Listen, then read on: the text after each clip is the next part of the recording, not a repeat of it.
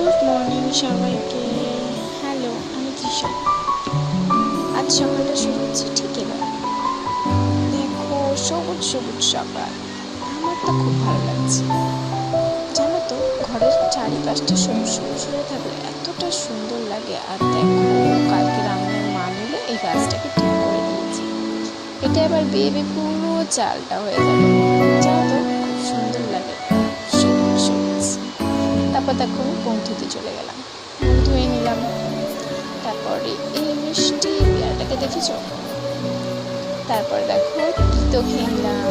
তারপরে বাজারে গেলাম, বাজার থেকে এসে মুড়ি খেয়ে নিলাম। মুড়ি খেয়ে দোকান খুললাম।